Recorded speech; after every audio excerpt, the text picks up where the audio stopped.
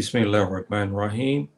Alhamdulillah wa rabbil alameen. As-salatu salam ala rasulillahi sallallahu alayhi wa sallam. Halim wa salam bikum. Salamu alaykum rahmatullahi barakatuh. Lill ikhwani ikhwati fi din. Salamu ala mani taba huda. Lill ikhwani ikhwati fi Africa, Europa, Asia, or Caribbean, or Kula Makan. To my Fobe community, Anjarama as-salam, Jautali. And how you doing today, my dear brothers and sisters, wherever you may be? This is kind of a relatively, again, short notice. This topic today is a little bit different, but it's very important because it ties into my last discussion where we talked about the ineptness of our leaders, where we have the AU who embodies this ineptness and weakness of our African leaders. And in order for the continent to be whole again, to right or wrong, it should do something about the 12 million or more Africans that our continent is assisted in taking our forefathers and mothers to Americas, the Caribbean, South America, Central America, and so forth and so on, and into Europe. And we all are well aware of that slave trade would happen. Well, one of the things that has not transpired is that the children of our ancestors who were taken are now wanting to return back to the continent, and they are receiving a hostile, I guess politely hostile reception. Okay, and there's a lot of questions to this, and it's a growing pains. We have not perfected this art yet of bringing our brothers and sisters back home, and we still are learning what to do, how to do it. And of course, in the center of this is the wicked Tuba and his wickedness in trying to keep us apart. And as you heard me say many times before, this question about the black man from America, from the Caribbean, coming over here, standing there having a hard time trying to get his sister who's in the immigration office to listen to him, hear him talk, and try to help him out. And then he watches a Tuba walk right past him. They smile in his face, and he walks right over there within any fanfare, is given documents to be a citizen of Ghana, of Nigeria, or Tanzania, or Rwanda, or whatever country, Morocco, whatever country it may be. And so we start to see that. And we cannot heal until we have a situation. I have one fly. He's been after me most of the day today. I haven't been able to get him outside. So anyway, I want to discuss this, brothers and sisters, because this is a serious issue, but it's an issue too that we should talk about. And so when we see this, we ask the question, how is important?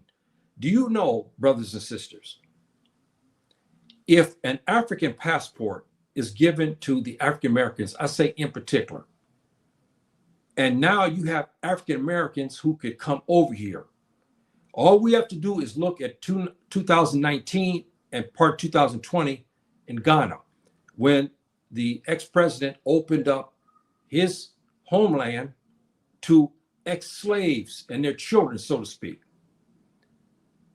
This boosted his economy tremendously because the buying power from the African Americans are stronger than any other outside of the United States. They surpassed the Europeans, they surpassed Canada and the West Indies and Central America. The African American buying power is tremendous.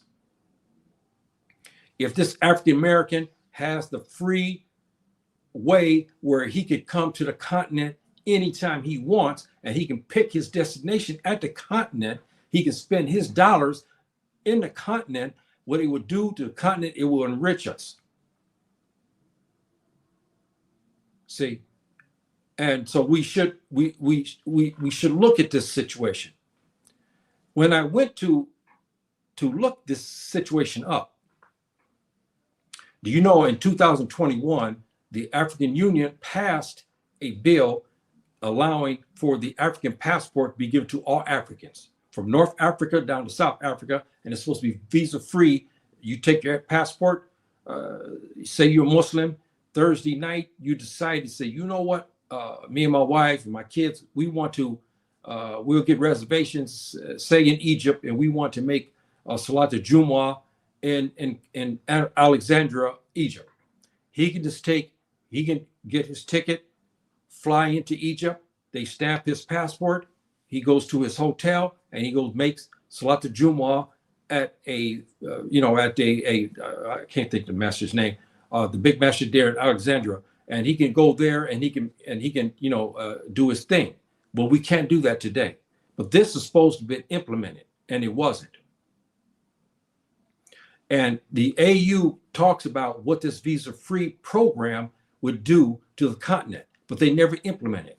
We know why it was never implemented, because the same persons who have the European Union there, where whites can go in and out, and people who's living there and so forth and so on can go in and out of each other's country.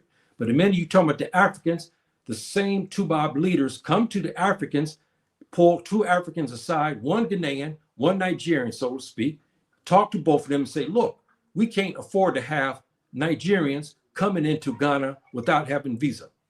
We can't afford to have Moroccans leave Morocco coming into Nigeria because they'll come and cause problems. This is the crap that they were pulling. Or they'll tell the brothers, we don't want the Nigerians to come into South Africa because they will cause problems. They will cause terrorism, they will cause fraud and so forth and so on. See, then the South African from Johannesburg, he wants to go into Kenya. They look at him and say, no, man, we can't let you go. But all the while, all these places I mentioned, a Tuba can go to and from, no problem. This is one of the ills of why I talked the other day about the weakness of our African leaders. And the AU is an embodiment of that. We have to correct this wrong,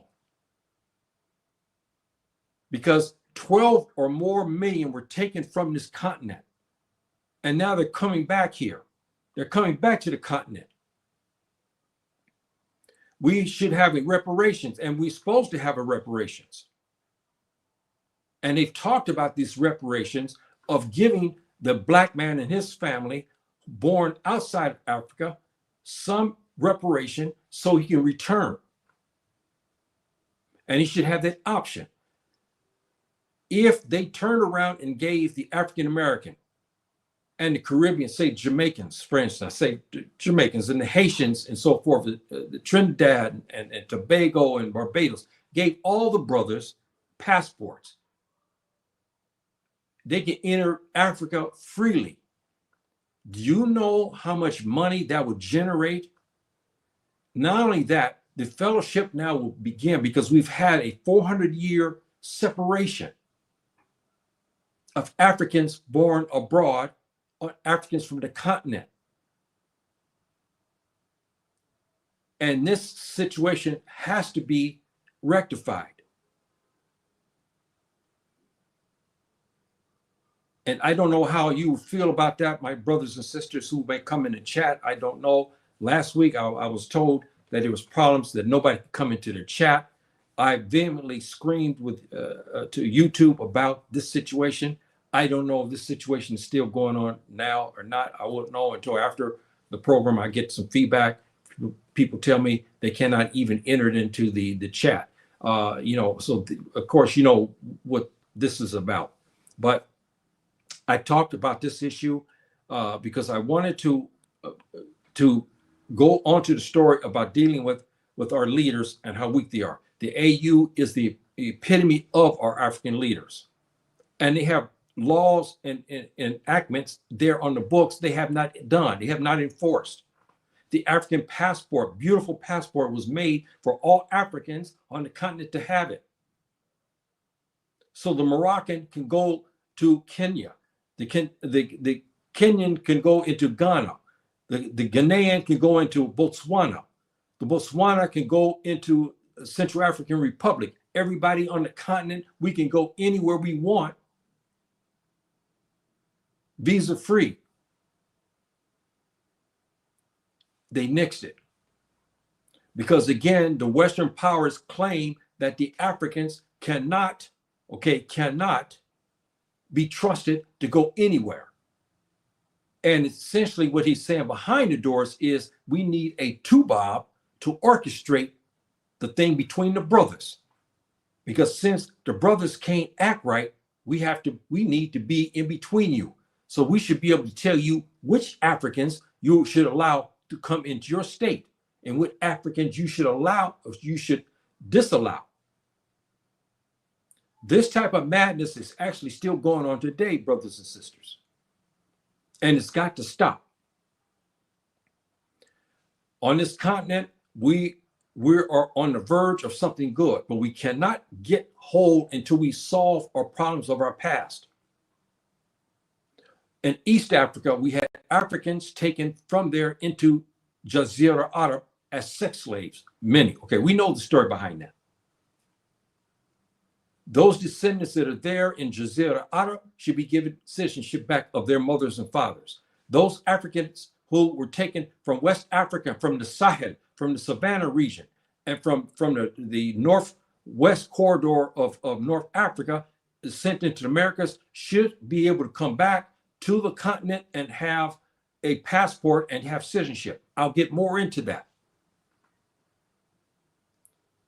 As we look at this situation, what has happened now is that the miscreants, okay, those who are not adjusted, you heard me talk about this many times, and we have a plethora of truth of this. Those able and capable and should be allowed to come are being stymied. The riffraff, okay, from the Americas, from the West Indies and so forth, are allowed to come. And we've had clashes, ill-advised comments, we've had criminal activity, we've had whoredom of both men and women from the Americas, from America coming over slinging sexual situations.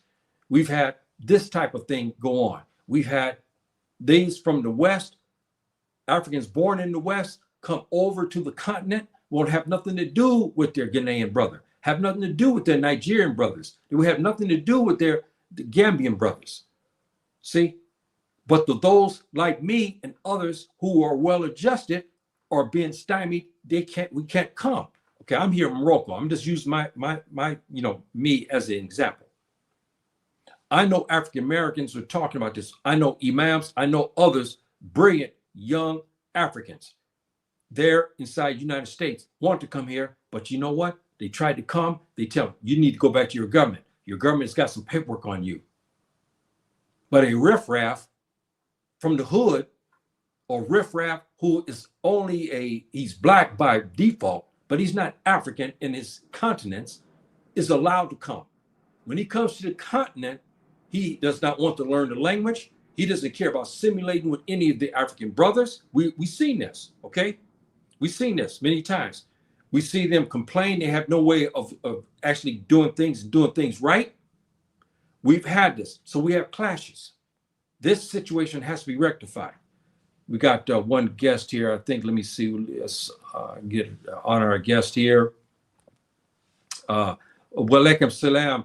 Shukran. Thank you, my dear brother. Anjarama, thank you very much for showing up today. I really appreciate that, my dear brother.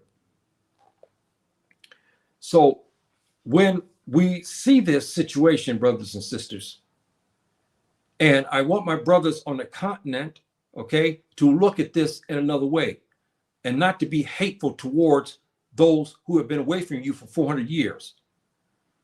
Because you cannot fully blame the person who's born in Washington, D.C. He didn't ask to be born in Washington, D.C. His mothers and fathers were taken from the Gambia. So you can't expect him that's there in Washington, D.C. to speak Wolof, okay? Or Fulfulde, or Mende, or some men, or Mandinka. See, he can't because he was raised in the West. So you can't ask him to be like a Gambian because he's been 400 years removed. This is why on the continent, we have to help our brothers and sisters who are in the West, who want to make the trek back to their homeland. And we have to get the right ones to come over here. Right now, you see, we have stumbling blocks. Just you heard me say, those are able, beautiful Black folk, men and women and their families. We have brilliant sisters. Also, the sisters don't have no problems coming. It's the brothers. And of course, the evil eye that's standing right there is the Tuba. He's standing there and pinpointing this black, don't let him. This black over here, he talk against the white man. Don't let him into Ghana. This is the crap they pull. Don't let this black man here. He's a strong Muslim. If you let him come into Nigeria, he will get all the bandits and all the terrorists, and he will get them together and start killing everybody. This is the kind of crap they pull. And our African leaders and those in immigration listen to that. Then he says, but see this man over here and see this woman, you let them come. Anyone saw this thing in YouTube here about 2 or 3 weeks ago? Again, African-American sisters came into Morocco. I've said this many times. You can't pull this stuff. They came, switch it. You should see the video. It's there. It's about 2 or 3 weeks. They start to throw tomatoes at them. And the sister didn't understand that. This is what I'm talking about. And as they filmed it, here's tomatoes being thrown at them. And the brothers, because they could not speak English, they spoke in Arabic. But they were telling these girls, hey, you can't do that here. And some of them were so, their breasts almost to the nipple line, you could see everything. They just wouldn't have it. So what we have to do, brothers and sisters, is we have growing pains. We have to shore up this situation and get this situation rectified. Because when you start to give these passports and stuff, I'm going to tell you right now, it's going to open up a lot of avenues for the continent. It will enrich our brothers outside of Africa and our brothers inside Africa. We will be enriched. You'd be surprised if these African passports are given to the brothers outside, especially in the Caribbean and in America. Oh boy. You can imagine the money that's going to be generated on this continent. And those who are able, educators, financiers, sports figures, entertainment, all of the trappings that are in the West will now start to come here on the continent. We will begin, especially with our African American brothers who will start to come over here because they want to come and live among their brothers. And they start to play basketball. They begin to develop the pro leagues here on the continent. And as we well know, the black man dominates basketball already. But the Americans are dominating, but the Europeans are closing up on them. But if we develop that program here in Africa, we would take it over and keep it. The entertainment industry, we have like in the Nollywood and Kannywood and so forth and so on in Nigeria. But just think, we start to bring over brilliant cinematographic individuals, African Americans, to come over here. We will improve the quality of film and so forth and so on.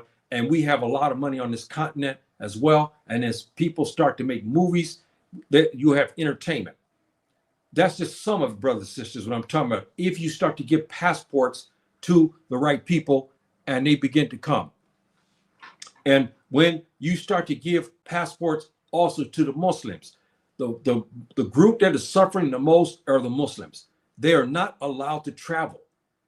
This is a really a shame. They're not allowed to travel a lot on the African continent. That's because of the Tuba. The Tuba has charged them with crimes. The Tuba has put them on terror watch lists, kill lists, and all kind of rendition lists, all this type of thing. So our African leaders listen to the Tuba.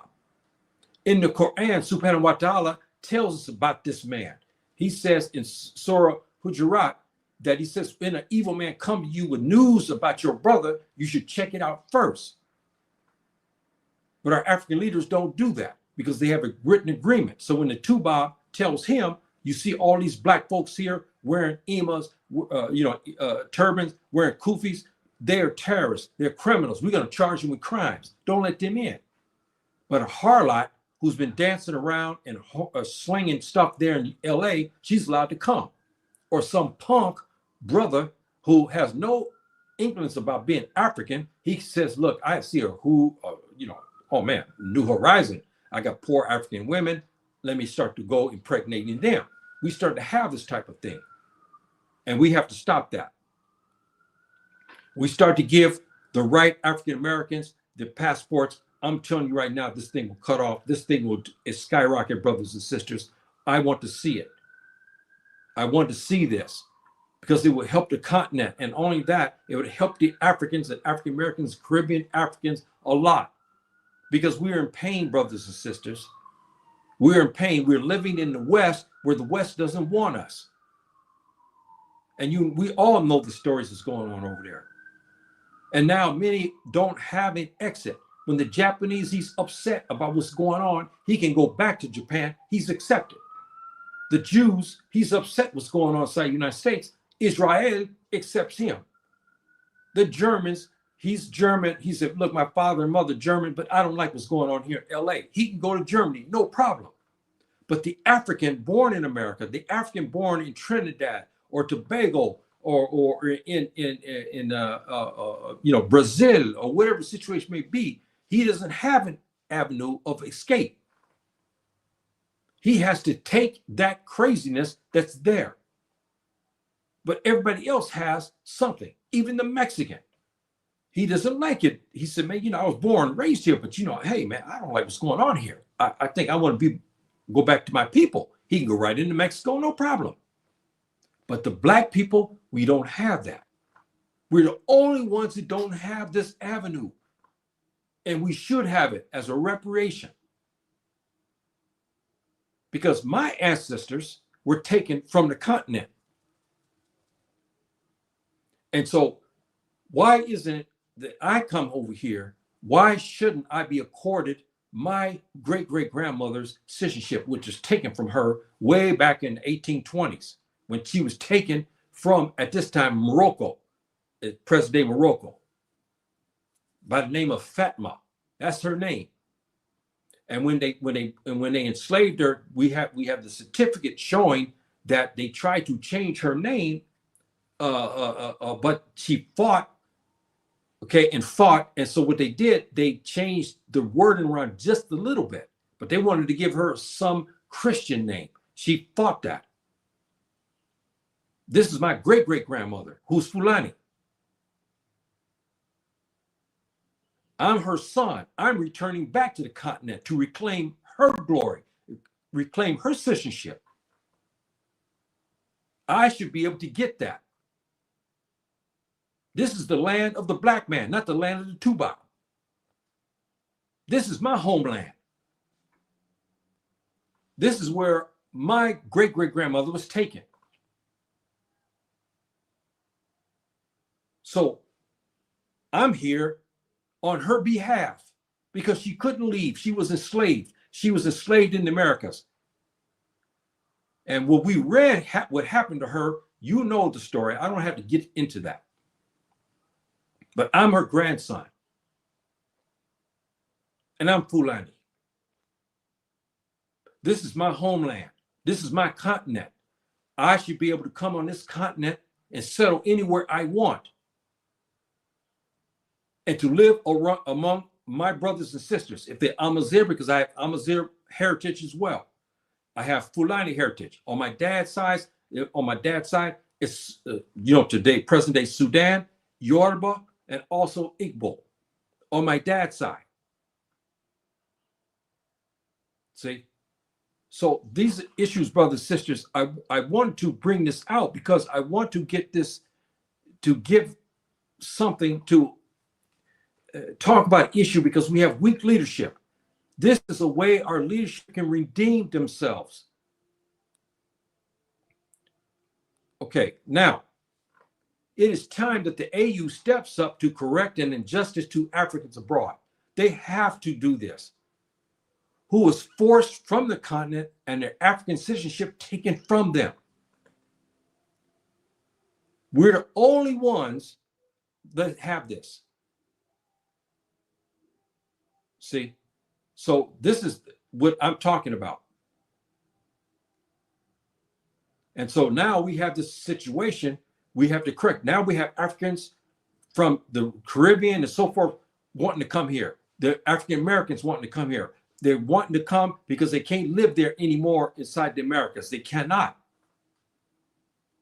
As you heard me say, Italian. He had an Italian restaurant. He said, look, man, I don't like what's going on here in America anymore. I'm going to go back to Sicily. He can go, no problem. But me, as a Fulani, can I say that? No, I got problems when I try to come back here. Oh man, do I have problems. Big problems. Over most of all West Africa won't even let me make entry because the Tubab's standing there. But some riffraff, okay, no problem. He can go in and out of here, no problem. This is what we're talking about. The AU under its umbrella speak for all African leaders. This is the problem. You heard me talk the other day about the weakness of our African leadership. Under this umbrella, they should recognize the pain and trauma, the hardships and enslavement and systematic and pandemic racism, not in African lands. No, that's no. I don't know how this was switched over in Americas, not African lands. So we have to please excuse not African lands in the Tubab's land, okay, in the West. So this is, this has got to be rectified. And we do have something in the AU. I'll get back to that. Now, I told you here for a couple of weeks talking about Gaddafi. Rahmatullah alayhi. Gaddafi said that Africa cannot heal until it settles the wrong it did to Africans enslaved abroad. He was an Afro-Arab, but he was an visionary. He kept telling the AU, we have to do something to help our brothers. Yes, there's problems on the continent, but if he saw something, he saw that the Africans abroad have money and they can come here and they have expertise that we don't necessarily have here on this continent. See, and he also knows the fact that, namely, West Africa helped to enslave 12 million and send them abroad. He felt that it's time now that their children should receive reparations with an African passport citizenship. Now, brothers and sisters, see, I told you about this comment he made. He wanted to be the president of the AU. He wanted this implemented if he was going to win this. But you know what happened, okay, to that. And he laid out a foundation that when the Africans from the Americas, from the Caribbean, from Central America or South America to come here, he wanted a program to initiate them back to the continent. Then after a while, their citizenship will be given, but they will have a passport. So you'll have Africans born abroad. Those who want to come to visit, they can spend their hard-earned cash here on the continent. Now, most Africans in America in particular, they go to Europe or they go to Asia. Only a few come to Africa because Africa is still not inclusive for them. They're not encouraging them to come. See, so we're going to have to rectify that situation. And this here is one of the ways we can do it. If this African passport, we have all of the embassies in the East Coast there in the United States. Okay, for instance, if a decree is issued by the AU, now African born in the United States can start to go to an embassy nearest to them to pick up an African passport. Now, you'll say, I don't understand how you can do this when we have, how many states? I always get them mixed up. 54 African states, I think it is, yes, 54. Now, how we would do this. the citizenship that would be given as a reparation to my family for its suffering, for my great-great-grandmother Fatma, who was taken and sent to the Americas. As a reparation, the citizenship that would be given to the black people in America, the black folk, his family in the Caribbean and in South America, will be a broad citizenship.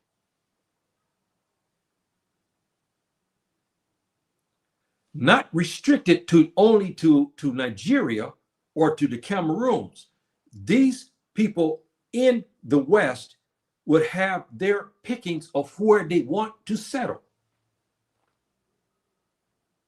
And those who have not made up their choice, maybe they cannot because they have elder parents, or they have children that are sick, or they have children in school, or their income is not quite right yet, but they have money to take vacations.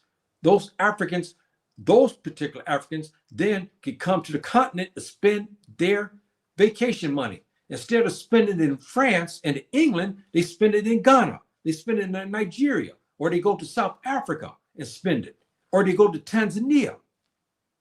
This is what we want. We want black people to spend their money and put it in the hands of other black man, not in the hands of the Europeans, of the Tuba there in Europe. We have to make the continent more incisive so to entice our brothers to come.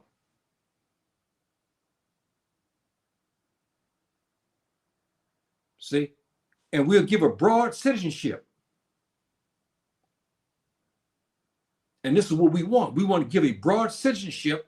So where the brother that's in California, him and his wife is sitting there, they've had it. They've had all racism. They sell their home and they've had it. They're tired. And they have 2 young boys, 5, 6 years old. They're sick of the stuff over there. So they decide, now let's go back to the continent. We've seen this. The adjustment for the little kids is none. You look at YouTube now, you see all these young kids that were born and raised in LA or in Phoenix, Arizona, or Dallas, Texas. Now they're speaking Akan. Many others who go to Gambia speak it for full day. Some speak Wolof because they're young kids. It's easy for them. They go to school with their with other children, with Africans, and they begin to speak the local language. They have no problem. So we want a situation like this, brothers and sisters, where we're given a broad citizenship and a green passport, African passport. We want this. We got we got some here. Sure. Yes. Andrama, my dear brother, thank you very much for showing up today. I appreciate you. Thank you very much. And these are for Fully words here, brothers and sisters, from my Fulani family. And this is, again, something that I was trying to, I've been pushing, talking about this for the African Americans in particular. There's many African Americans who are Fulani. They start to learn this. I told, and I've said this many times, you start to embrace that you are now Fulani. Okay, you're among the Fulbe community. So now start trying to incorporate the language as best as you can, because you are now part of the brotherhood. See? And also, yes, and our brother here is talking about that, yes. And you know, we have many dialects in Fulfulde, of course. I did a class on this sometime about a year, probably even more than that now. It's been so many years now. I think maybe 2 years I did something about that, and I had a chart of all the dialects. There's many Fulfulde dialects. But thank you, my dear brother, very, very much for showing up. So this here is what we're talking about, brothers and sisters. And this will be a very bold and encompassing continental African citizenship. And it will freeze out the Tuba, because the Tuba is instrumental in keeping prominent Africans from America and the Caribbean from coming to the continent. And we're starting to see the horror stories.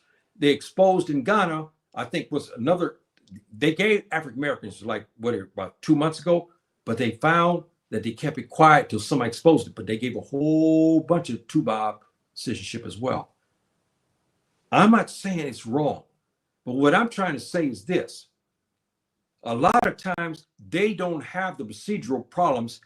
They walk in, this is, we have plenty of evidence. We hear, we know. We know some who are in immigration offices were forced to give the Tuba just damn near on arrival his citizenship. But then a blackface, his brother comes in from LA, he's given the runaround. Oh, you need to be here 10 years. Oh, you need to be here 15 years. We need to check you out. We need this. You need to have this kind of money. But the brother is sitting there listening to his brother tell him all this. The Tuba walks right past him, and the same man say, "Hey, how you doing, Mr. Roberts? How you doing, sir? Oh, here's your passport. Here's your paper here, naturalization paper." The Tuba walks right back out. The brother leaves him. He goes and talks to him. He said, "Yeah, man, I've been here 6 months." Okay, we've had this. People reporting this now a lot. 6 months, but the statutes say 5 years. He gets it in 6 weeks, 6 months. Something's wrong here. See, so anyway, our brother here, he's got one more here. Yes, thank you very much. Talking about the brothers here, Full Bay community. Thank you very much, my dear brother. Thank you. So now, brothers, sisters, we have this this part, and I don't know if you agree with me on this issue or not. I want you to really think about that. But this passport for those who cannot live here and may not want to live here at this time, but they can come and visit and stay and reside in any African state of their choosing. They're not limited until all of Africa is united as one. Right now, this has to be a reparation because we have to encourage our best and brightest from the Americas who were born there. It's no fault. You cannot come after me and say, well, it's your fault, man. Why you never learned when you was a child the Fulfulde dialect? Well, wait a minute. Okay, our brothers assisted the Tuba to bring my great-great-grandmother, Fatma, to the Americas. So what language do they speak in America? They speak English. And they were not allowing Black people to speak their native tongue. See, so you can't blame the people like us and say, well, hey, man, hey, I don't know why you don't speak, Fante. I don't understand why you don't speak that. Well, we were born and raised inside the United States. They didn't allow this. But we now should be compensated for this by giving us this passport. That's a very important issue. Very, very important issue, brothers and sisters. Now, we've had instances where we're talking about the history, and we have the Habsa Plan, to me, is the best. Former Haile Selassie encouraged the Black, I know this is a small writings here. He encouraged the migration of Black people into Africa. He gave a plan, I love it, of how we can bring the Africans born in the Americas over on the continent. I agree with him fully on this issue. See, I agree fully on this issue with him. And so I would like to see that implemented. Since the AU has already something, like Gaddafi said, he said, we cannot be free. We cannot be whole until we get our brothers there in the Americas and Europe and other places back to the continent. Those who want to come. If those brightest Africans born in the Americas and Europe and so forth and so on are given passports and visa free to come into we're going to be enriched. We will be enriched. And now you are, I think Subhanahu wa Ta'ala will bless us because we have a wrong that has happened and we have never corrected it. Still to this day, some African leaders acknowledge and they admit and they even given their apologies for our ancestors for what their role that they played in sending my grandmother over to the Americas. See, so we have this situation, brothers and sisters, and I'm hoping that I piqued your interest in this. This is an unauthorized talk, but I'm talking about something deep from my heart because I believe that our continent cannot fully be adjusted until it corrects a horror that happened. 12 million were taken here. This only from the West Coast. The millions that were taken from East Africa sent into Jazeera Arab and into Asia as well. They should be given reparations as well. They should be.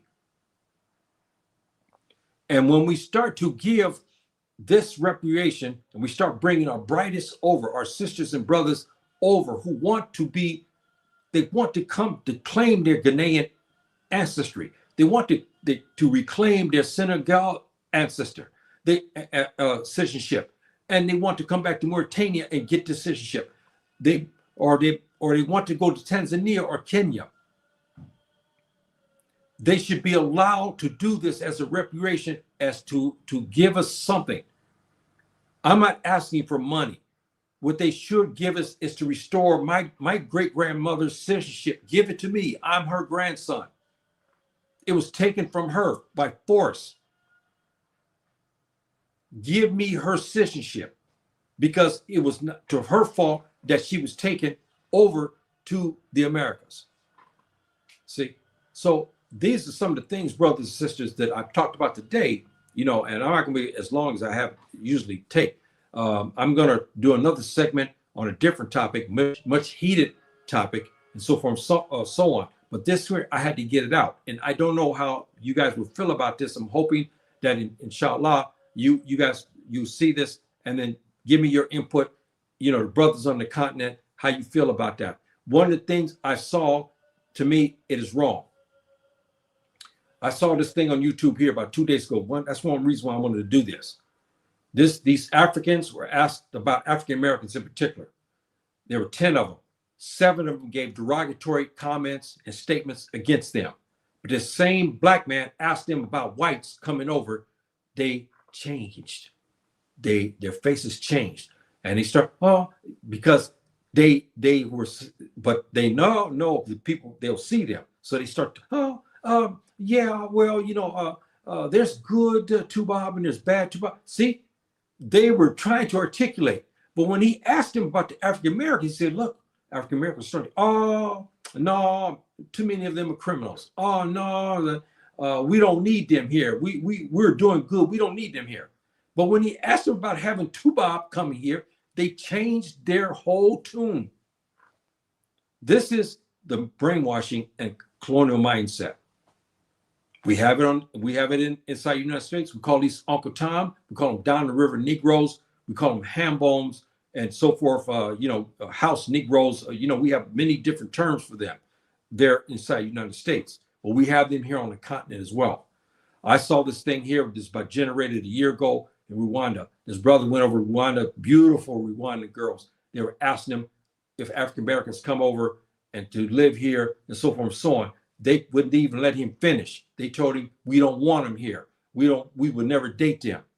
But on the same token, when he said, okay, I see a lot of white men here, they changed. See, this type of thing, what I'm talking about. They may not date them, but they don't feel threatened. But they feel threatened from a black face that looks just like them, who's sitting in LA, who wants to come to Rwanda. They feel threatened, but they don't feel threatened by the Tuba. They don't question his motives. This is what we talked about. Okay, our brother here has got a comment. I think reparation for African Americans should include money for West African too. They were deprived as a result of their family being trafficked yes. We have riches, but our continent is starting to heal. The Western Corridor, we know Mali is loaded now. It's free, debt-free. We know Burkina Faso is debt-free now. Niger is very close to being debt-free. But the rest of West Africa is not debt-free. They're still entrapped. And they still have agreements with the Americans and the French and so forth and so on. See, so they don't have the money to give. But in lieu of that, they give a passport. And I'm telling you now, right now, you start getting African Americans have money. This is one of the things that the government inside the United States, when they talk this crazy stuff about you get your, butt back to Africa. But they begin to, when they start looking at the financial analysis, they see how much money is generated by African Americans.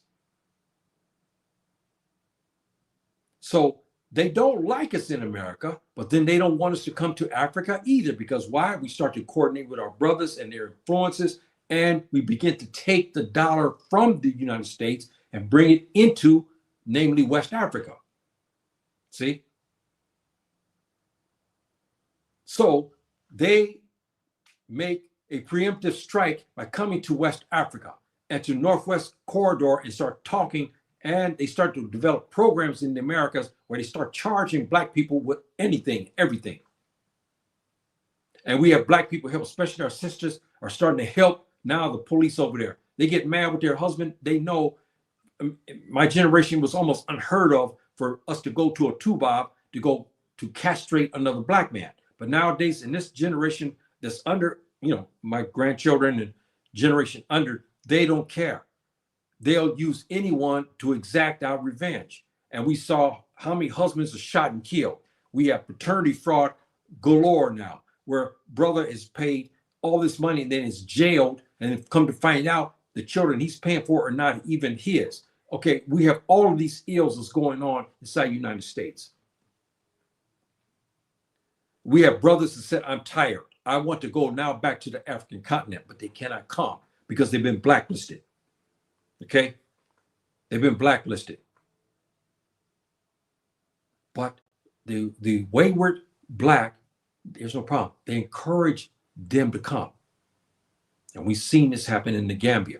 We've seen now the problems in Ghana as well.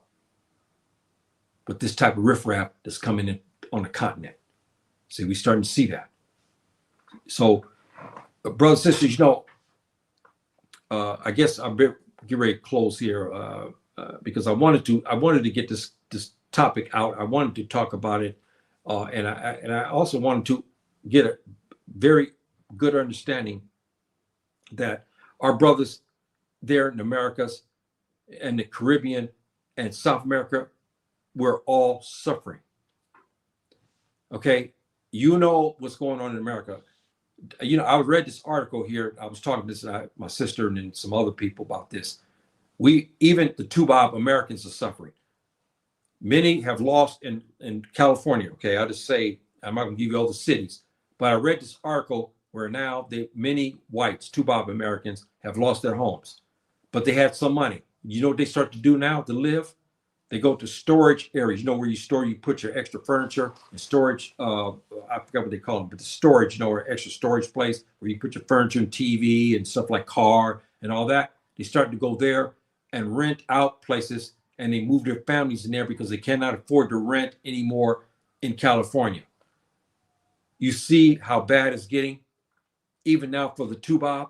So if the Tuba is suffering, you can imagine what's happening with the Black people. They're suffering as well. See, so we have to we need an outlet for those Black people so they have a place to come. And Africa is their homeland, and many want to come here. They just need the encouragement. If this African passport was given to them, some of them are sitting on $500,000 in a bank account. Others living in homes that cost over $1 million. If they sell that house, they take that $1 million and bring it over into Nigeria. Say we got 10 of them that come into Nigeria with 1 million in their pocket. You think about that. You think about that. Brothers on the East Coast have a home for $750,000. He sells his home. He's got $750,000 for him and his wife and his kids. He got that. And he wants to come to the Gambia. This is what I'm talking about. He's got an African passport, so he can come make his entry into Africa. Brothers and sisters, this would be a beautiful situation, beautiful situation. And of course, it's going to be some hiccups. There's going to be some problems. I'm not trying to say that they should be able to come and sit. No, Gaddafi said he wanted to work out a 2-year program, and I agree with him, to reacclimate the African American, the Jamaican African, the person from Trinidad, reacclimate them. They come into the African continent, and say they decide they want to stay in Libya. I'm saying, for instance, now this 2-year program, they'll learn Arabic because they have to, because Libya is an Arabic-speaking country, right? They come into Libya and they have a 2-year program where they get adapted. The children will not have no problem. Children adapt very easily. Okay, we know that, right? We know that they adapt very easily, and they learn the languages very easily. We've seen it all the way across West Africa. I see the sisters introduce their children. The children speak Fani. I see the children. This one beautiful sister there in the Gambia, her children speaking for fully dialects. Okay, you see what I mean? They have no problem. They have no problem. So they should have a program, 2-year program for them to reacclimate to Africa, and then they give them full African citizenship. I believe this could work. Our brother here said the president is a lioness. I have a lot of confidence in what the Caribbeans will do in the coming year, but the U.S. is trying to starve Cuba like they're trying to do Gaza. Yes, that's a problem, that we know this happening. But the greatest and the what can I say? The greatest crime. Okay, even the Jews suffered their Holocaust. How about the African Holocaust? 12 million. You think about that. See? And we have not settled that arena yet. We have not settled that problem, brothers and sisters. We got to get this settled. And once we get that settled, see, and I believe Subhanahu wa Ta'ala will bless us, because we'll start to have the right Africans come in. We already have programs on the books right here in the AU. The AU could be instrument. Do you know what the AU, if they did this, I'm telling you now, I think Subhanahu wa Ta'ala will bless us tremendously.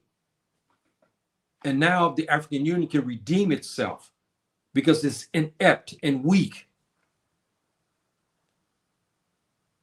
And the problem that Haile Selassie, he introduced a program that would, just like Liberia has this program, about the African slaves brought there, but it's the program that in Habsha that is something that I and I want to talk about this at another time. Here we got all the countries. It's in small print. Please forgive me. I'm not a wizard with the computer. I hit the advance for the prayer here. And all of this, we have these things that implemented here, and so forth and so on. And I wanted to cover this a little bit about the Ethiopia, but I don't know which one it is here. Ethiopia has this program plan. How their Ethiopia, they had a program on how to implement this situation with the Black people that's been born abroad, and how they can implement this program to bring them here. And I agree with this program tremendously, and I believe it should be implemented, and to help those who are suffering in the West to come back. We have the room here on this continent for our brothers and sisters there in the Americas to come here. Okay, we have that. So we have that apparatus here to accommodate all these African Americans and the Caribbean and from South America. We have the area and space to do it. See, so I don't know if you agree with me on this issue or not, but I believe that it's worthwhile. Okay, that we should do this. And we got the Dan coming. I'm supposed to be quiet at this time for the this is the Sunnah of the Nabi alayhi salatu wasalam, and we should be quiet during the time that Dan is until it's finished. So you have to excuse me that I kind of violated that. That was not my intention. So in a nutshell, brothers and sisters, we go back there. We have African American. He just got his African passport. Now he's on his way. He's a businessman. He's got money. He may have 1 million, 2 million sitting in the bank account. He decided he wants to now make his trek into Ghana. He's decided between Ghana, maybe Togo or Nigeria to make his homestead with his family. He's got 1 million, 2 million US dollars in the bank account. He now has got an African passport in his hand. He can travel anywhere he wants. See, this is what we're talking about. And also, we have African Americans should be the ones who are strong, devout Muslims should be able to come to Africa as well, not to be blacklisted like the Americans, what they do to strong, devout African American Muslims in particular. They blackball them, okay, to make them into believing that they are so bad and everything else that if you let one come in, like one brother was telling me before, and I won't get deeper into this. He was talking about with this one Tuba had talked about this one African American, and he was talking about if he was allowed to come in, all the crime will be in Lagos will skyrocket because he had access to mafias. Here he was an imam in a small city in one U.S. city. I won't get into that. And he was a good imam. He's an older man, 72 or 73 years old, but yet this Tuba from the embassy had told that he was a mafia. He is involved in drug trafficking. So this is the kind of stuff, again, in Subhanahu wa ta'ala, if you are a devout Muslim, you should know that when someone talks like this, Subhanahu wa ta'ala tells you in Surah Hujurat, you listen to what he has to say, but you check it out first. Don't just go on his word. See? And we and so forth and so on. So you think about this, and I'm telling you right now, you would cause a lot of happiness if the AU would turn back around and we implement this program. The Americas, we can start in the Americas, where in America, the African American, he has the application, he gets his application into one of the African embassies. The African embassy interview him and his family, and then in turn, they give them this passport. This passport is the whole continent. It's a continental African passport where he can come into any place in Africa to reside. I'm going to tell you now, this is going to really blossom and really promote our well-being here on this continent. We're now starting to bring home our lost children because they're suffering inside the Americas tremendously, systemic and pandemic racism and so forth and so on. See, and now they don't have an outlet. Everybody else in America have an outlet. The Jews can go back to Israel. The Japanese can go to Japan. The Chinese can go back to China. The Mexican can go back into Mexico. The Bolivian can go back to Bolivia. Everybody has it a way. The Dominican, he doesn't like it. He goes back to Dominica. Everybody has a place. Where can the African American go?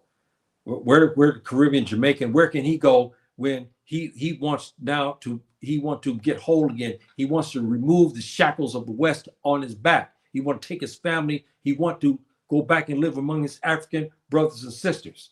He know his heritage. He's Yoruba, or maybe he's Kapele, or maybe he's Wolof or Jollof. So he may be Sinike, Bambara. He can be anybody. And he now says, I want to come back to the continent. But he doesn't have that avenue to explore yet. It's easier for him to get more accepted in Europe than in Africa. How can that be? We got to stop that and correct that. Okay, we get a few more things here from our brothers and sisters here, and then we will here we got our brother. Okay, how you doing, my dear sister? My dear sister, thank you for showing up today. My dear sister, our policy, we're all African people. The Africans always greet with the greetings. You speak English, doesn't matter what you speak, you just greet us the next time you come in, my dear sister, and give us your greeting. I don't care what language, Arabic or whatever language you want us to give your greetings, hello, whatever. Okay, what about ones that are retired and don't have a lot of money in the bank? Well, see, this is the program we were talking about. You'll get interviewed at the embassy, say, okay? I'll give you an example. You and your husband, Okay, you say, hey, look, we're going to retire in a year or so. I'm saying, for instance, and you look at your financial situation, you go sell your house, maybe you can get, I say, 250,000 US dollars for it. Let's say, for instance, you go interview at the, say, the Nigerian consulate. They will ask you questions about this. Now, maybe you don't have the money yet to reside here yet, okay, in the way you want. So, but you still will have the passport in your hand. So, dear sister, you and your husband and maybe some your children or grandchildren, you can come for a visit and you stay as long as you want. And then you come back home and to home, meaning back to wherever you are back in the United States until you're ready. When you're financially stable, now you and your husband can now come to the African continent and reside because now you're financially solvent enough to do it. But in the meantime, we want you to come over, even if you cannot live here right now. We want you to take your money that you for your vacation time, instead of you going into Europe, you come to the African continent because now you have a passport where it's visa free. You and your husband can now travel anywhere on the continent without a visa. You would just have a continental African passport and you can do that. So that's how we do that. And I believe it's a win-win situation for the continent and for the Black people there in the United States. And our brother here, oh yes, thank you very much, my dear brother. This is the Infofoli dialect. Thank you very much, my dear brother, for your comment. So, my dear sister, again, you know, we look at what you have to say, and we, you know, this is the issue, and whatnot. This is the issue because you can't come to the African continent to live if you only have a small amount of money because you have to live, because we're not equipped here yet to have programs to help. But one of the first steps is by having a passport so you, my dear sister, can come to the continent and check it out first. So you have vacation time. Say you want to spend 6 weeks here. Instead of you going among the Tuba, you already live among the Tuba inside the United States. So you go to Europe and spend the money in their lands. But you come here and spend it among Black folk. Okay? Here on the continent. This is what we talk about. This is what we want you to do. Until you and your husband or you are solvent enough, then you come here to live. But I know brothers and sisters now, what they've done, they worked out a program, a 3-year program to leave LA, say for instance, to come to the continent. So they begin to save their money, and they knew their home was worth $500,000. I know one family like this. I won't mention their name because I have no right to do that. I never asked their permission. They sold their house and they got $500,000 in the bank, from the bank, when they sold it. Okay. Now, because they own their home, they got $500,000. They took that money and their 4 kids and they came into Ghana and resided, bought them a beautiful place. And he opened up a business. His wife opened up a side business. And his children began to go to the schools there. They began to speak the language there. They were speaking, I'm trying to remember, Fanti. I think it was Fanti. I'm trying to remember that one language the little kids, I heard them speak. I can't remember what dialects they picked up. But they had money in the bank and they were solvent, and they were talking about how much they love it. And he was talking, I know the brother, I still see his face, how he's talking. When he leave to go, he doesn't have to look over right and left looking for a roving racist Tuba cop to gun him down or to stop him for no reason. Now he comes out, he sees nothing but a sea of Black folk. He was talking about how good he felt. His health was deteriorating there inside the United States, was now becoming better since he moved to Ghana. His wife was talking about how the Ghanaian sisters began to educate her on how to fix all of these African dishes, like fufu and so forth and so on, right? And how to fix dashin and all that. This is what we're talking about. This is the collaboration that we're talking about that will help us both on the continent and those living in the Americas. So I'm hoping, my brothers and sisters, that you get my picture on this and you guys think about this issue, and you guys tell me what you feel about this. If you feel this is if this is a worthy plan or not. Because I'm gonna tell you right now, it'll work, and and we can do it. And we're gonna have some hiccups, yes. But before we do that, the African American, he comes over, say to a embassy representative. This is a Nigerian, say for Nigerian representative here to your left. The African American is a strong, devout Muslim. He's got money in the bank. He's got education. He's an imam, maybe in some masjid. And now he's got something. Him and his wife now want to make hijrah to a Muslim country, say, for instance. I'm just saying, for instance. But Nigeria is not a Muslim country per se, but I think the majority of the country is Islamic. But still, it's not classified as a Muslim state.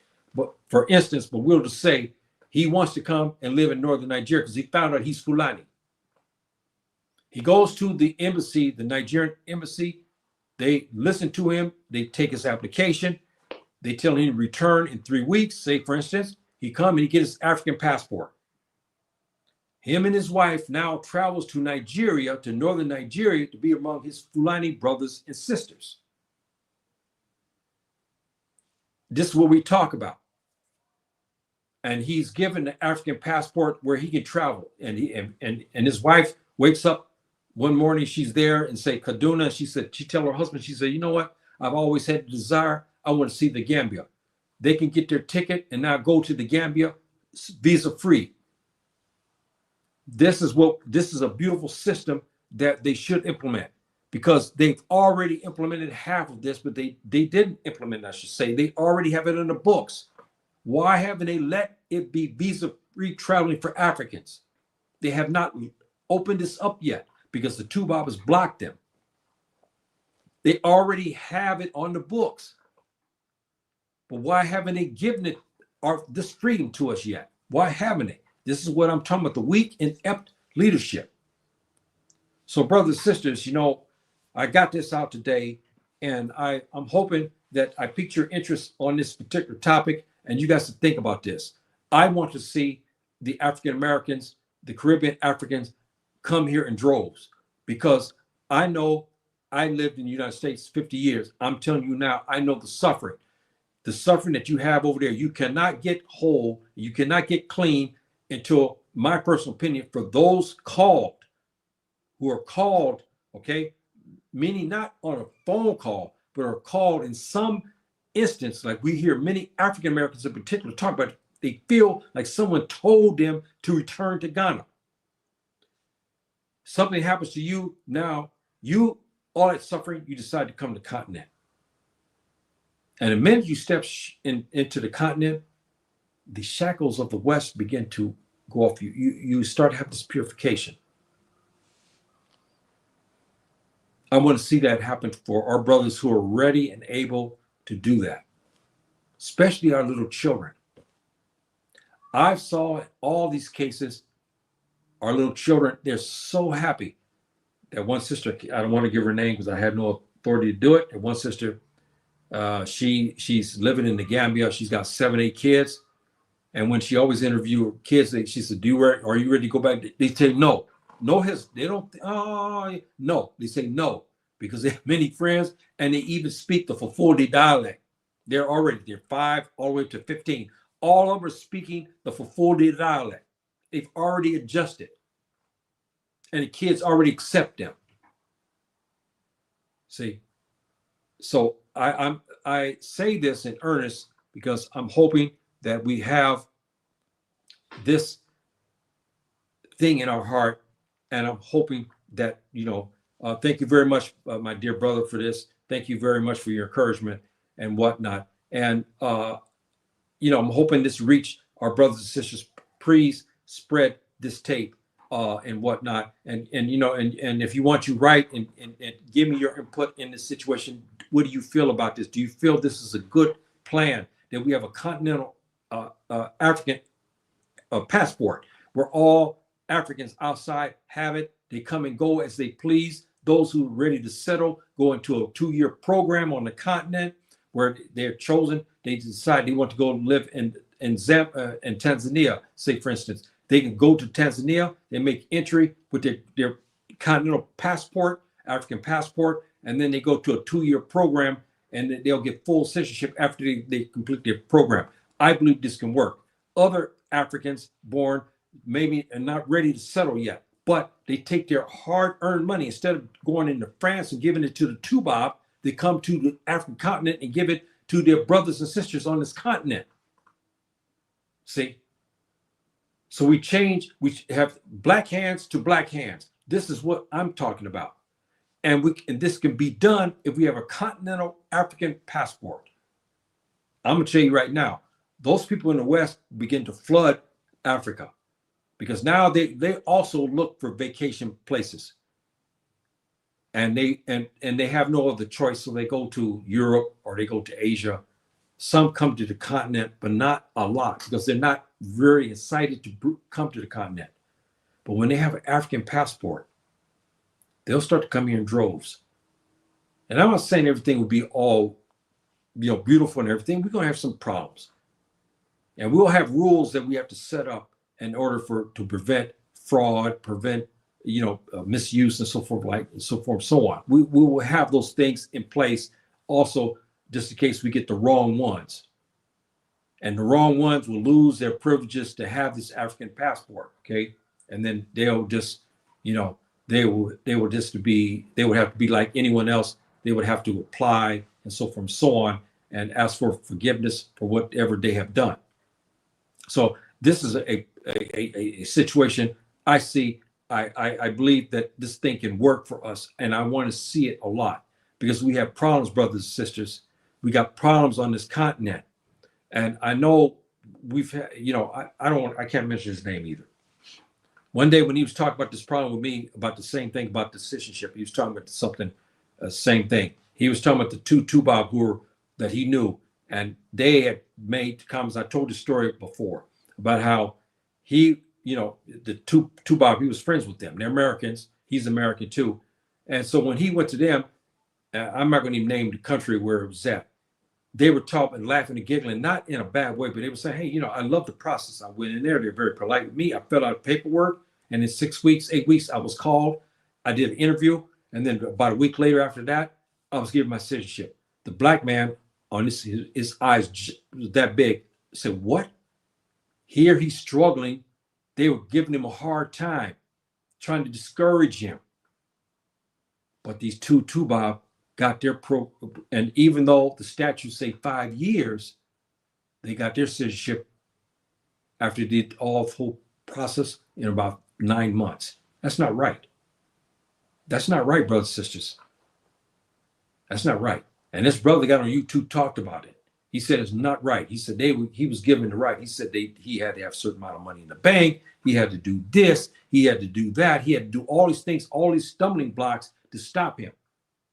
But when he asked his two white friends, or two American friends, they didn't have to. They didn't have that. They didn't tell him, what did you have here? How about this? What about that? See, this is a situation we have to stop, and we have to rectify that. Okay, we got to rectify this. And again, now, and I will close at this. We start to do this. I'm telling you right now, brothers and sisters, I'm telling you now that with the situation like this, our brothers would be so happy, and they have this passport in their hand and they have money. This brother here may be sitting on 500,000 US dollars. Instead of him, he's trying to figure out he can't invest inside the United States anymore because everything is so high. He don't want to invest in the Tuba land in Europe either.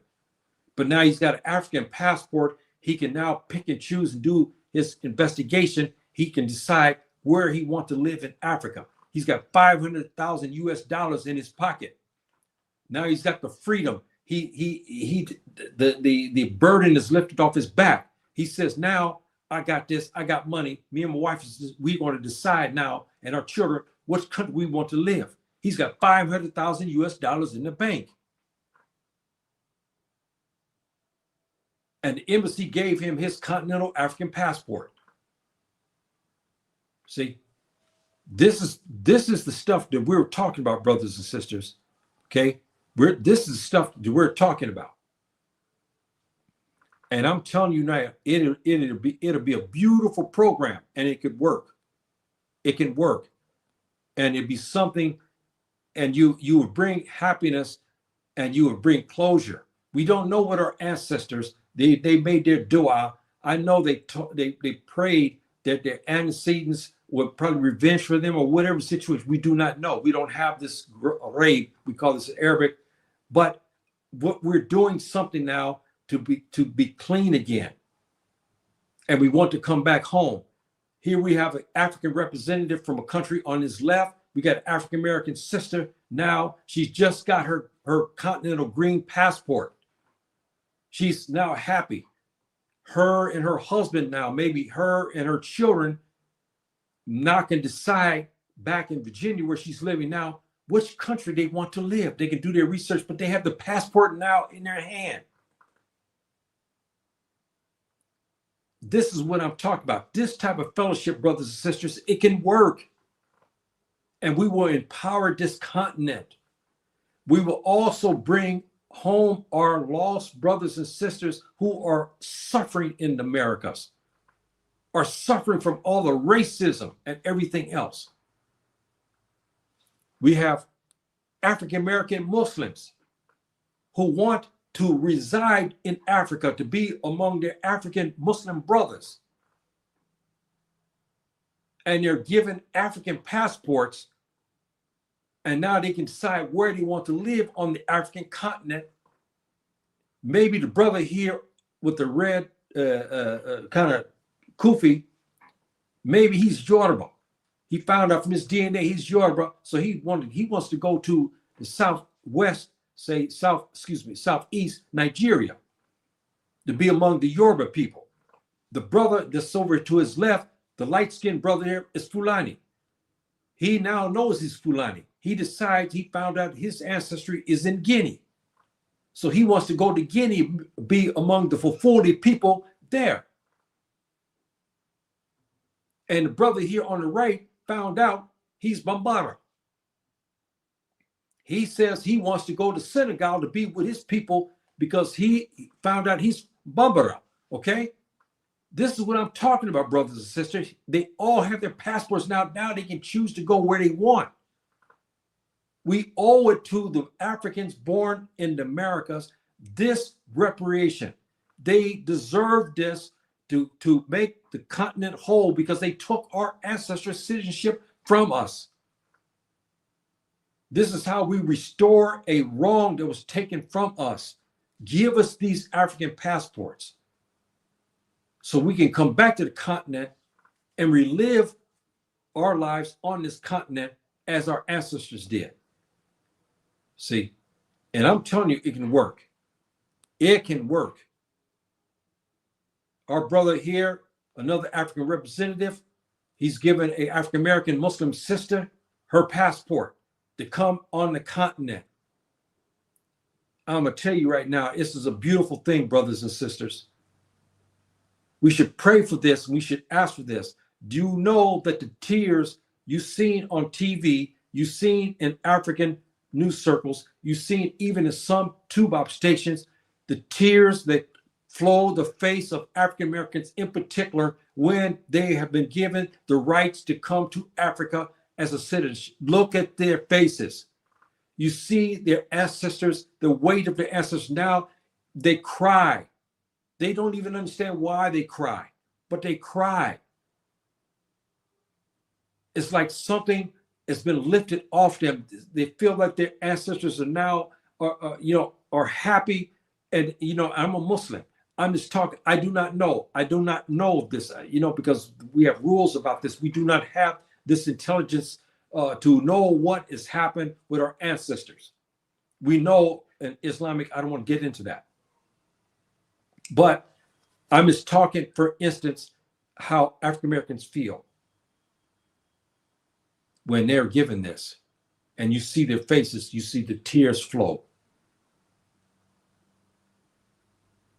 So, brothers and sisters, I'll answer these two here, and then after this, I would have to depart because I got to go pray. Yes, we want the right ones from the Americas to come, the Caribbean and Europe to come to Africa, those with the expertise to build. You're not here to get a handout. You're here to participate You're here to add to the brilliance of this continent. You're not here to take like a Tuba, black Tuba, come in here and start acting crazy. We have that already. We even have some from the West who come into Ghana and the Gambia and they mistreat their African brothers and sisters as though they're inferior to them. That type of stuff, we'll weed these kind of people out, okay? And our brother here is talking about the group that looks like full of Sinike and yeah, yes, yeah, yes, brother, you could say like that, full of Sinike and Mende. Yes, you're probably correct there, because they all have that. I mean, they could be. We know that one brother he looks full of. There's no doubt about that. Okay, and our brother here says here this plan will make Africa. Yes, it would, because it would. Boy, you think about this, brothers and sisters. 100,000 African Americans in particular get a continental African passport. 20,000 of these African Americans have a minimum of 100,000 in the bank account. Many others have maybe smaller amounts, 10,000, maybe even less than that. But they're sitting on a house that costs 1 million. You take those 100,000 who have a variety of assets, and you spread those 100,000 across the continent. That's just alone 100,000 with this continental passport, bringing all their assets with them. And we start doing this over a period of years. This continent will be so enriched. This is why I want to see it implemented. Okay, my brothers and sisters, I got to get here, and I'm hoping that I got your thoughts on this and what you think about this and how we have to work to get this implemented so we can bring our brothers and sisters to the continent who want to come here. And those who want to visit, check it out. They have the freedom to come and go as they please. And they spend their vacation money not in Paris, France, not in Brixton, England, but they spend it in Accra, Ghana, or they spend it in Lagos, Nigeria, or they spend it in Johannesburg, South Africa, or they spend it in Fez, Morocco. We want black dollars in black hands here in Africa. We don't want those black dollars there in the Americas to further enrich the Tuba in Europe. We want that money to come here to enrich their brothers here on the continent. We want that money, especially namely the African Americans. The African Americans have a lot of money. Okay, they have a lot of money, and the Ghanaians saw that in 1 year return, how much money was spent by African Americans who came there. Okay, free visas came into Ghana, and they spent. Okay, they spent a lot of money in Ghana. The hotels were enriched. Everything was enriched. The tourism trade was enriched. The taxis were enriched. You have the taxi drivers who like to take tours. Maybe they rent it out for 1 week, 2 weeks. They were enriched. I mean, you look all the way across. They had other guides who were enriched because the African Americans came over with a lot of money. We want to see black dollars in black hands here in Africa. We don't want to see our African American brothers and sisters take their hard-earned money and go to another Tuba country to spend their money there. We want them to come here. We want them to come to Lagos. We want them to come to Fez, Morocco. We want them to come to Dakar. Okay, we want them to come to Liberia or to Togo or any African country of their choosing and spend their black-owned dollars, hard-earned cash, and spend it here on the continent. We want that. And I'm hoping that you guys agree with me on this. And those who've shown up late, we got here. I look forward to your next live for more questions answered. Yes, thank you, my dear sister. You're welcome. The sisters are especially welcome because I don't have enough of them to show up. And I really appreciate when they do show up, because here you're not disrespected. We're honored. You're honored here because that is the African tradition. We honor our sisters. And so, you come and whatnot, and feel free to ask questions and whatnot. And also, my dear sister, Ernestine, please, where you at, my dear sister? Okay, yeah. Check out some of my other videos as well and whatnot, and get acclimated on how I do things, because I'm a little bit unorthodox. Okay, I don't do some of the things that a lot of other people do. I have a lot of different talks and whatnot, and so there's a lot of videos for you to check out and whatnot. I've had other talks about America.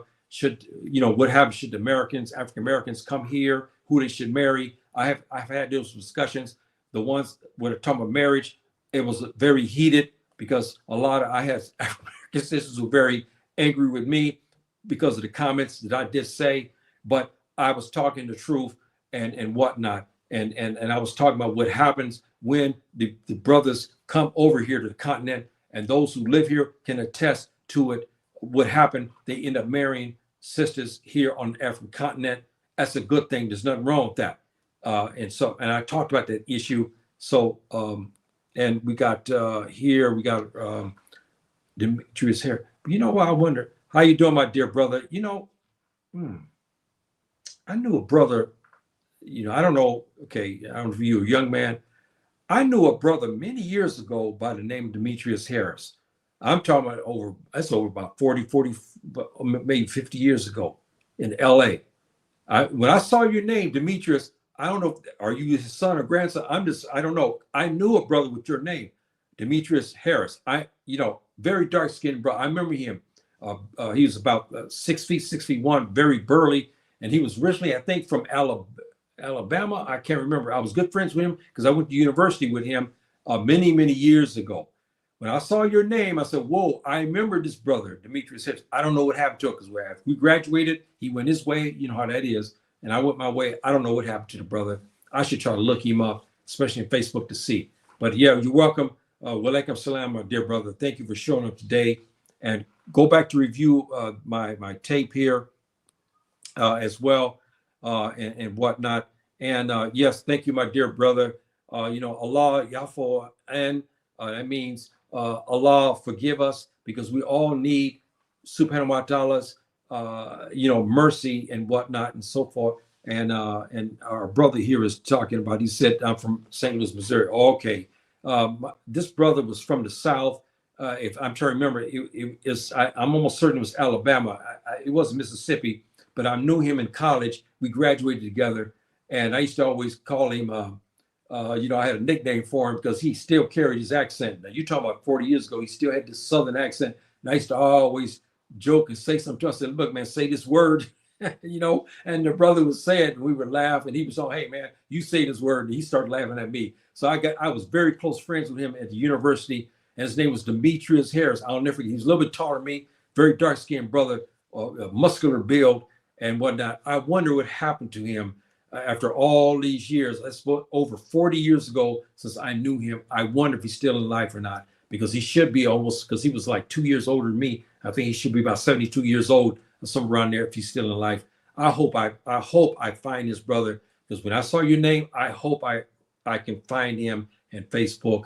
And if I do, I'm going to be so happy to get a hold of him, because I don't know what happened to him after we graduated.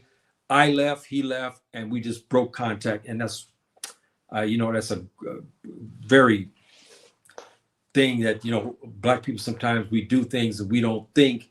And now when you get older, you remember your friends, your loved ones, and so forth and so on like this, and you don't know what happened to them. And it really gets to my heart now, because when you get older, you start thinking about that.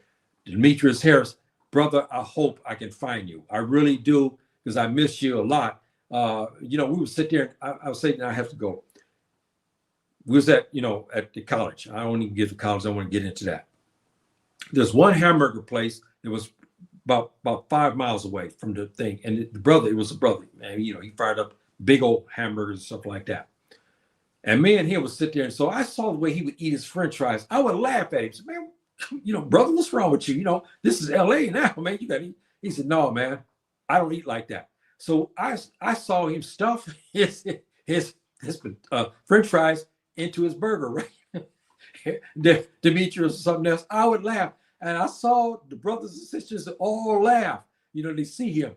He looked, he said, man, he said, what you guys laughing? He said, hey, I'm from the South, man. This is where we do our hamburgers. I mean, I had some, I'm sorry for this. I had some beautiful times with our brother Demetrius because he was a laugh. And man, he would do things and he would say things. So he had all of us laughing. This one day at this burger place there, right? It was in between their, I saw it say near Compton. Okay. And I don't know if that place is still there. And the brother has some, it was giant burger. I can't remember, big old hamburgers, right? And man, I mean, they were delicious. And the brothers can barbecue. We know that, right? We know the brothers can barbecue. And we eat his burgers. And Demetrius, when the first time I took him over there, even the man who was running the place, he looked at him, and that's how the brothers and sisters looking at him. He's stuffing his hamburger full of French fries. I'll never get that, man. I still laugh. It's been over 40 years, but I still laugh at that. Okay, dear brothers and sisters, I got to go now because I got to make my prayer and whatnot. Thanks all of you for showing up. I really appreciate all of you guys for showing up today. And all of you, thank you very much for showing up for today. And always, my dear brother, thank you very much for showing up. I really appreciate that. And our dear sister here, Ernestine, thank you, my dear sister, for showing up today. And please come back again. You're honored here and you're welcome anytime and so forth and so on my program. Thank you very much, all of you, for showing up. And please support your brother. Please spread this video and subscribe to my station and whatnot, and go through my videos. And those who want to, especially you who've learned Fulani, please look at my short videos that I have. I give a good Fulani history, showing you about the sultanates and pictorials and beautiful Quranic recitation and all of these videos. Please go and look at that. Please turn this over to other Black brothers and sisters and subscribe to my station. I'm not asking for any money. Just only click that little button. That's all I'm asking. And our sister here says, thank you very much. And yes, and please, my dear sister, you're welcome here anytime and all my shows. And I hope you get all your notifications. And please spread the news about my program to the brothers and sisters wherever you may be. Okay, brothers and sisters, I have to end it here because I'm kind of late on my prayer here. So I'll leave you now. Assalamu alaikum, rahmatullahi wa barakatuh, Anjarama.